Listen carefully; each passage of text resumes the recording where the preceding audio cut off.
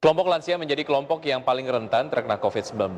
Hal ini dinilailah kondisi tubuh dan fungsi organ sudah tidak sebaiknya manusia di usia muda. Bahkan lansia biasanya tidak menunjukkan gejala yang jelas dan justru memunculkan gejala lain yang berbeda-beda. Dalam bincang-bincang dengan BNPB Satgas COVID-19, staf medis Departemen Ilmu Penyakit Dalam RSCM, Dr. Suyono menyatakan bahwa pasien lanjut usia atau lansia merupakan pasien yang tidak jelas spesifik gejala COVID-19 dibandingkan pasien usia muda. Jika COVID menyerang seseorang, biasanya gejala yang ditimbulkan adalah flu, demam, sakit tenggorokan, batuk, dan jika berat bisa menyebabkan sesak nafas. Namun kondisi ini berbeda pada lansia.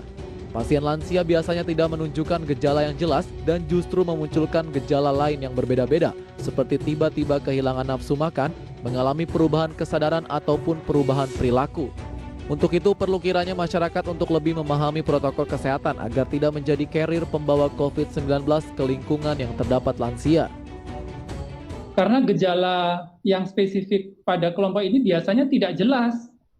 Kalau kita kenal selama ini biasanya gejala COVID itu kan ada sakit tenggorokan, ada demam, ada batuk, kemudian kalau berat bisa sesak ya. Nah, pada kelompok usia lanjut ini sayangnya gejala-gejala itu seringkali tidak muncul.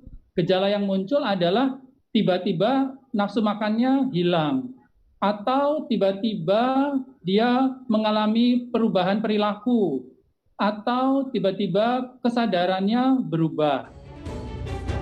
Selain bantuan dari tenaga medis berupa pengobatan ataupun perawatan untuk menjaga imun, perlu adanya dorongan psikologis yang baik agar pasien lanjut usia juga tidak terganggu mentalnya akibat COVID-19. Dari Jakarta, Muhammad Olga, IDX Channel.